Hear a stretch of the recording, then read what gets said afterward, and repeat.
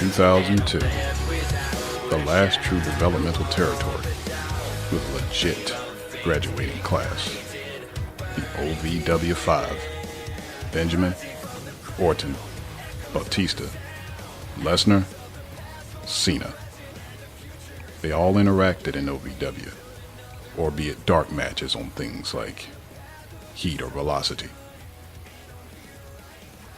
Several of them interacted on the main roster as well, but there were two that never interacted with each other on the main roster. And I think with that, the possibility of changing the direction of this business was missed for good.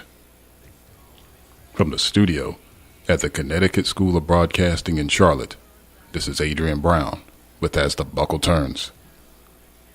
Please give a follow, like, subscribe, share on everything: YouTube, Spreaker, Spotify, iTunes, SoundCloud, iHeartRadio, and now we've cleared Google Play. And soon there will be an actual app called Google Play Podcasts that you can also be able to find the show on. As soon as I get the information on that, it'll be there. So we're constantly, again, clearing platforms. So if you would please give a like, share, subscribe, give some 5-star ratings or just an honest rating so we can improve the show. Like I said, we're all in this together. I'm doing this for all of us. So please, it'll benefit the show if you do. Well, a lot of times I always say the show is a stream of consciousness, and occasionally I'll think about one topic, and then sometime during the week I may get on something else completely, and I'll come in here and talk about it. And speaking of which, I'd like to apologize for no upload last week. Like I said, I have several other obligations outside of, well, in and outside of school. So the times I'm able to come in here and record and do these episodes will be sporadic. So I guess it was a good thing I did at least did the Raw SmackDown live review for you last week. So maybe that could tide you over for today. But, you know, if you follow me on social media, I announced that there probably wouldn't be one last week. But here I am again. I'm going to give you something to chew on for about another week or so. Okay, so more record low ratings for the WWE. More shows picking up for the companies outside of it because of partnerships. So depends on where your fandom lies. Things can be good for you, things can be bad for you. You could be indifferent about it. If you're a hardcore, you're just ingesting everything. You probably really don't care. As long as you're watching wrestling, that's really all that matters to you. Again, if you're a casual fan, you're not seeing much that's piquing your interest to make you constantly want to watch it on television because you're not getting entertainment value out of it. But there seems to be some issues these days about why the business is in the situation it's in. See, the guys have more places to work, but a lot of it's not on television. And if you are working up for something that's on television, it's probably not getting the ratings that you want it to. So you're not really, or you're really getting the amount of exposure as you really think you should, even if you weren't working for a company that has a television-based product. So the guys have more places to work, but it's a double-edged sword on where you're probably, as a fan yourself of it, even if you're in it, deciding where you want to work at. The issue right now I'm seeing, and I want to talk about today, is like, how did we get here? And there just seems to be conflicting ideas and opinions, which everybody is entitled to, about why things they got to these low levels of ratings and how we got into the situation we are right here. And we know it's been a steady decline for probably since 2000 and pretty much since the absorption of WCW into WWE. That is because choice and competition, when more competition goes away, when something does have a monopoly on things, maybe popularity can go down. But if you really look at it, at one point in time between WWF and WCW, there were more than 10 million people based on the actual, visible television rating tuning into this. That meant everybody was enjoying it across both shows. It didn't matter where it was higher on one or versus the other. The balance probably peaked out, at its highest level, maybe 12 million people were tuning in. And like I said, and that's not even including the people that may have watched it on replays or maybe, don't have a Nielsen box to track ratings. But think about that. Based on the actual rating, there were over 10 million people watching this consistently at one point in time. So now, if you look across the entire landscape of all these companies that are out there for these people to work at now, there may be 10 million people total, if that, watching.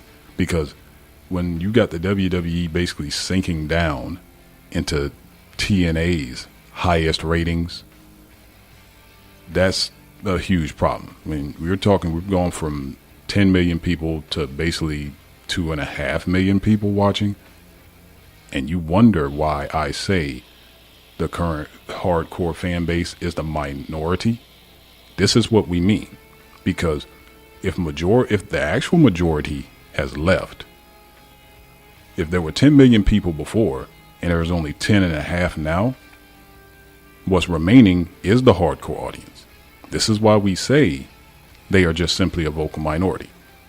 And this is why we constantly say, people who are on my side say, they are the vocal minority, and also that numbers don't lie.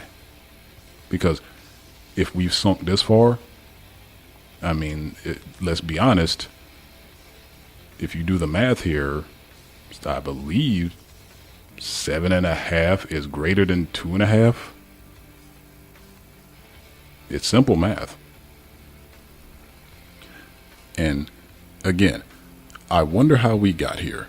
And again, I don't mean to pick on the guy, but it's probably going to happen again in this episode. But every single thing I come back to each time, it's one of two, probably one of three things, but one thing major. It's something that could have happened a few years ago that could have prevented all this. One, we could just say that, in quotes, pipe bomb should have never happened. Okay, that made it cool to mention outside promotions, things that the WWE never even were acknowledged in that promo. But that's what happens when you leave these people to their own devices. I understand you want people to be themselves and get, they allowed the guy to get the chip off his shoulder and, air his grievances. Yeah, it was a shoot on his end, but it was also worked into the program to allow him to do it. That was a problem. Number two, again, I don't mean to pick on the guy, but whatever. The ending of WrestleMania 30. That wasn't what was intended to happen, but it did, so be it. But the third thing, and the major thing of why we've sunk to where we are right now, is the fact that the man that was supposed to win that night didn't. Dave Bautista, movie star Dave Bautista, 6-time world heavyweight champion Dave Bautista. He came back because the man simply, he came back for the fans. Because he loves to entertain people. That's why he loves doing movies. That's why he loved being a wrestler. He likes to entertain. But the issue was why he left the first time is because they wouldn't allow him to do both. He was already older anyway when he finally got his push.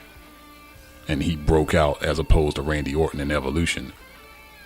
And, putting the belt on him at that age was, kind of risky, but it worked.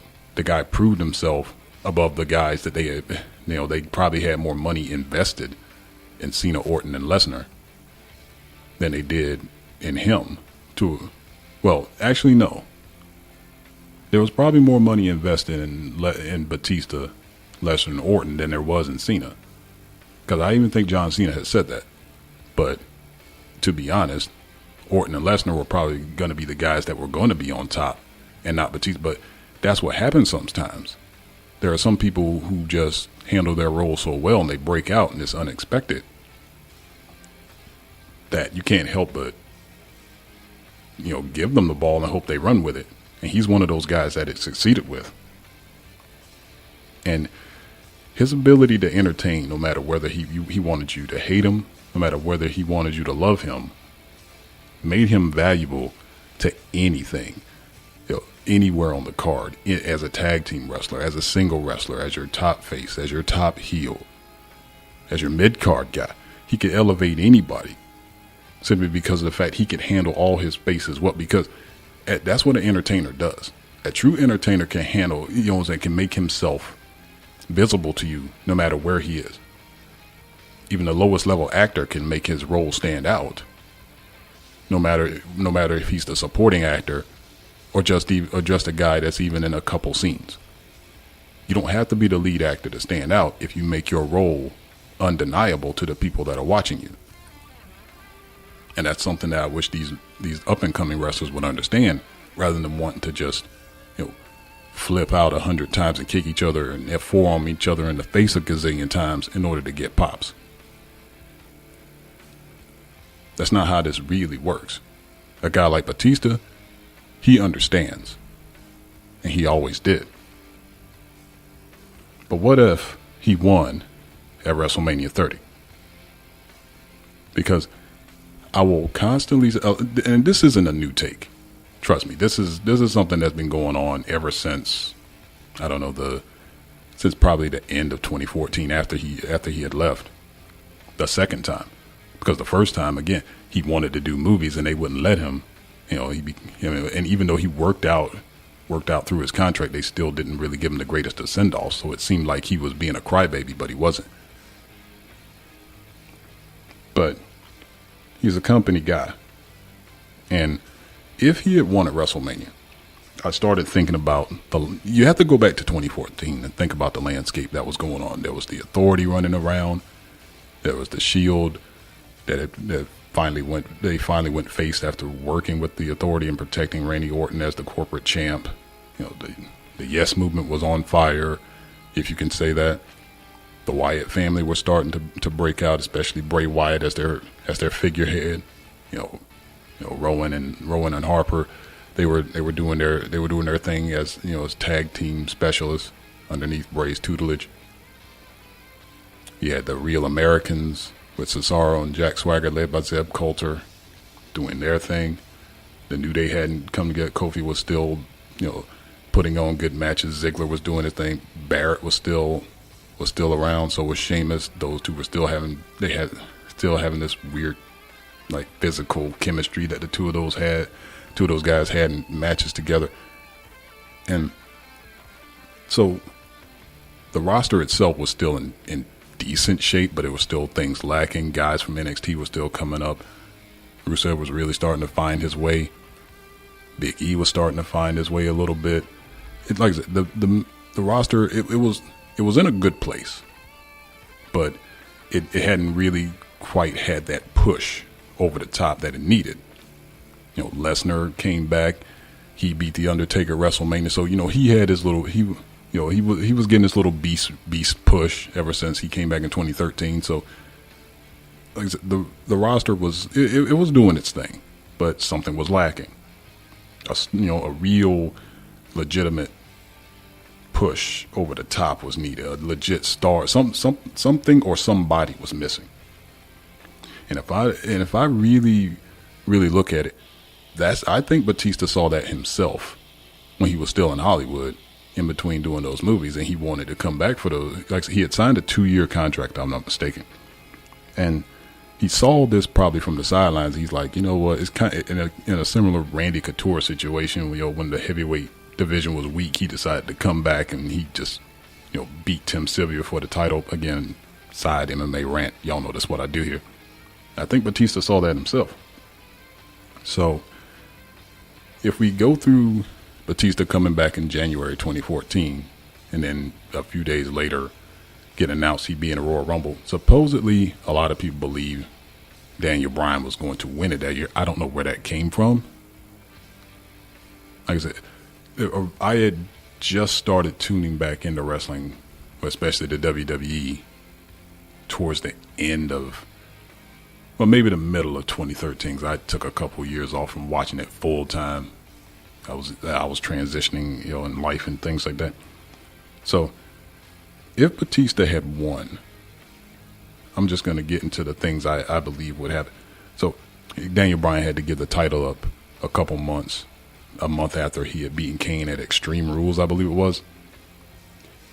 Now, because he had to end up having neck surgery, and a lot of times neck surgery, it can be hit or miss with some people. Edge couldn't recover from it. Cena has.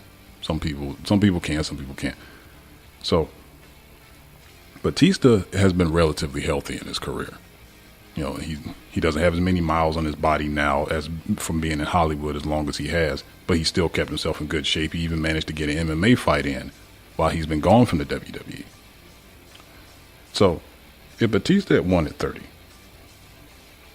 let's just start with maybe a small feud / reuniting Evolution. So maybe if he had won, Orton would have probably asked for his rematch. They probably would have, so, okay, let's just go back a little bit to WrestleMania 30.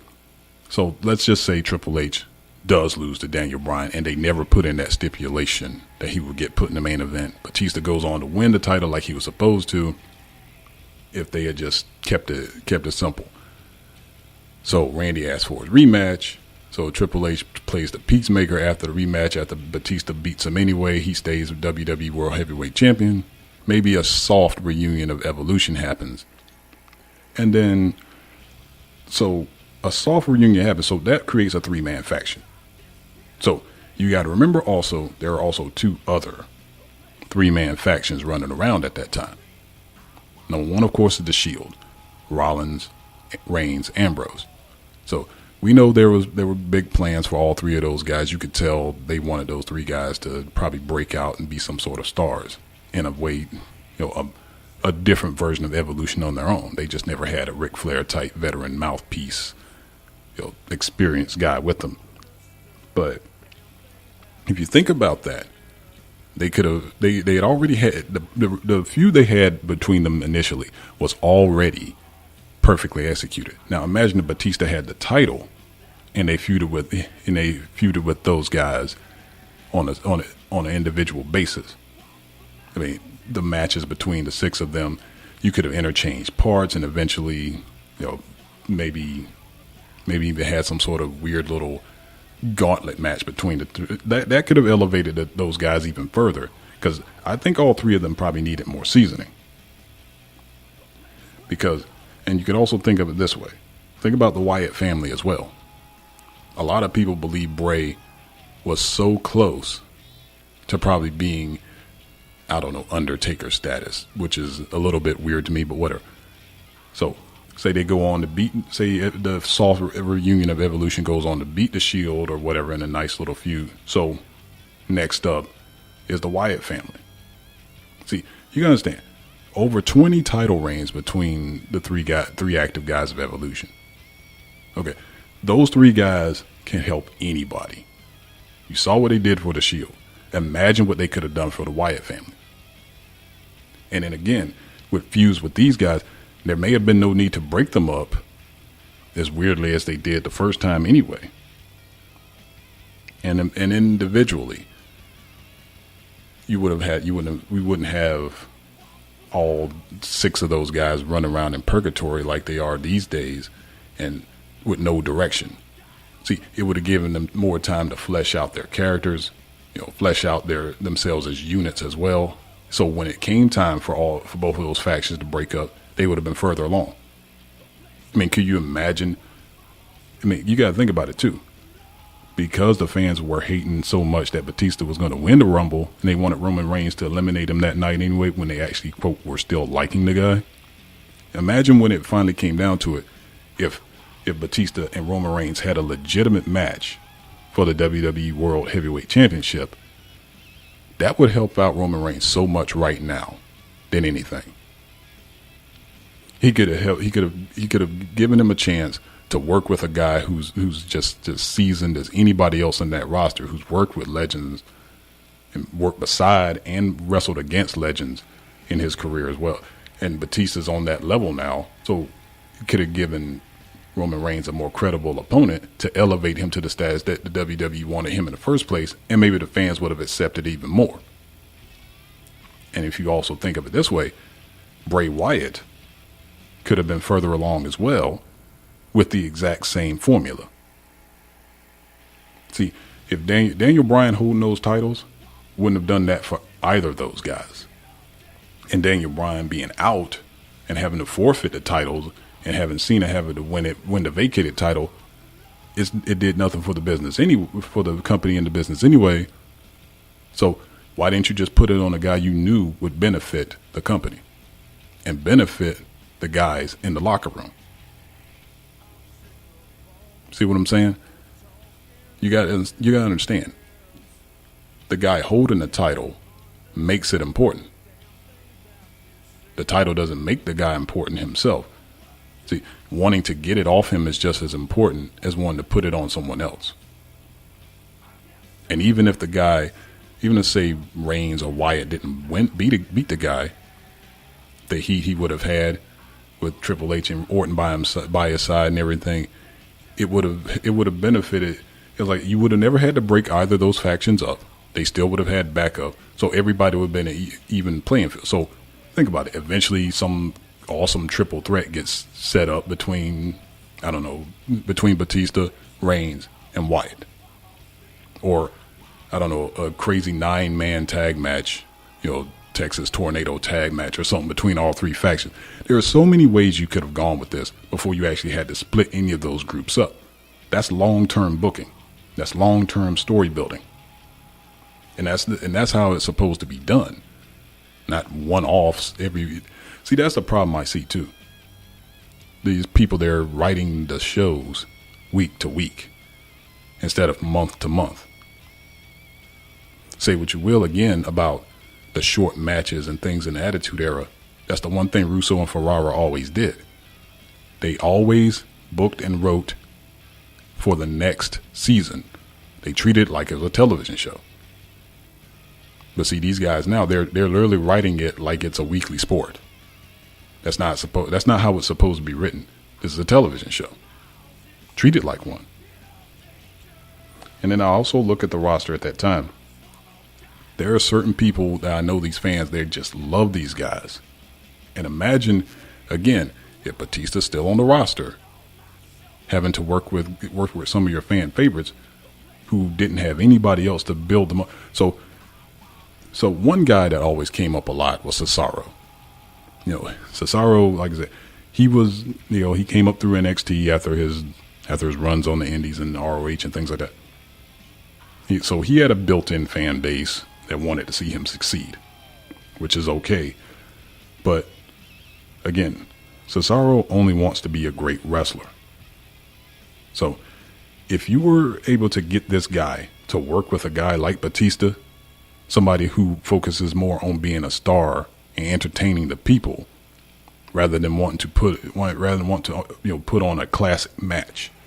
See, being able to, like, Cesaro's most memorable moments a lot of times are with guys like Cena, guys who know how to actually work the crowd and work a match. You don't really remember a lot of times his quote great wrestling matches. Like, so most of his quote great wrestling matches were, his probably most memorable match is with Sami Zayn, but that's in NXT. It was never on television.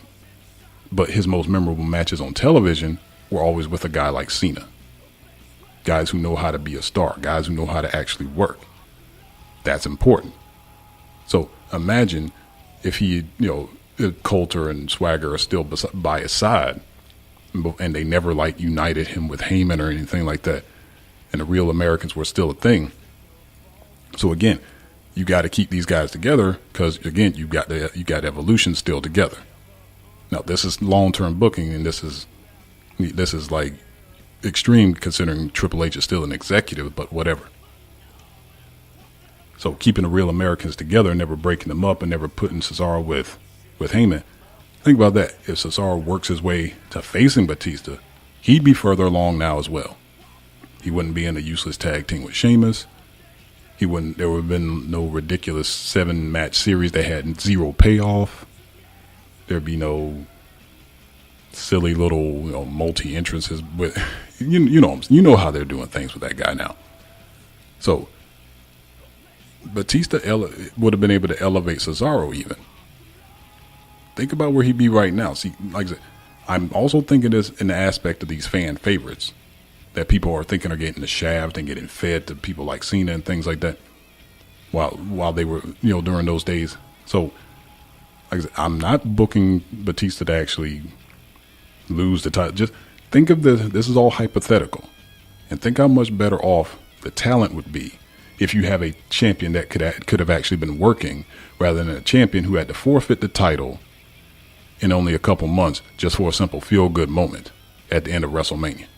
It just had no payoff. There was no benefit to it. So I'm giving you the storyline, and I'm giving you a long-term solution. And you'll understand this at the end when I get to it. How about a guy like Big E? Somebody else who people think should have probably been further along than he is now, rather than just booty shaking in comic book outfits with his brothers. I mean, don't get me wrong. I'm fans of all three of those guys, but the whole New Day thing has run its course, in my opinion. But I give those three guys props for taking something that was like they turned a preacher gimmick into like a fun-loving goofy gimmick where they just like they're obnoxious baby faces. I give them credit for that, but that's probably run its course. But Big E, he's another guy, and this is a guy even Cena wanted to be put over the top. This is another guy, if you manage to work this guy with somebody like Batista, if he fought his way up after being Intercontinental Champ or something like that, he'd be further along as well. Maybe the New Day thing would have never even had to happen. Give that guy, he doesn't even need a mouthpiece. Eventually, you never know. Maybe those two could have. I honestly think if Batista and Big E could have been partners, that would have been a tag team I'd sign up for. That'd be a faction, that I think would have been able to draw some money. And again, even a guy like Ziggler. I mean, you can name countless fan favorites and darlings. I can throw in all this. Batista would have helped elevate them all, even if he had eventually lost the title to somebody like Bray Wyatt after the fact, and elevated somebody else, even until the time his contract was up. But the one thing I wanted to get to, especially from the opening, there were two guys from that OVW 5 that never interacted. Like I said, I say 5, most people say 4. I count Shelton Benjamin. Okay, like I said, that guy there, he was just as important from that class of 2002 as anybody else. Shelton Benjamin, Dave Batista, Randy Orton, John Cena, and Brock Lesnar. Brock Lesnar and Dave Batista never have interacted on the main roster. They interacted several times, for the OVW title or whatever, down when they were all both in developmental. They were in ring together when Batista came back. When he and Heyman interrupted he and Orton's back and forth. But they've only been in passing. Here are two guys who trained MMA. Here are two guys who are big, physical, just monsters of men. And here's the thing. These are two guys who are just so non-PG in a PG era that if these two had finally clashed, had Batista won at 30, we could have finally seen the end to the PG era, because there's no way you put a feud between those two guys on television and keep the quote shackles on them.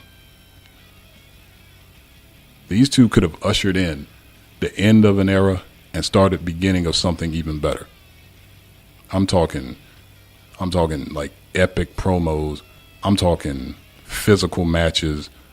I'm talking just flat out brutality. That we're talking blood coming back. We're talking headshots coming back. I'm saying and I think that's probably one of the reasons they kept those guys apart, because I think they knew that you can't book those two guys to just have doing a tug of war with a belt like they did with Reigns and Lesnar. Batista's going to want to punch somebody in the face.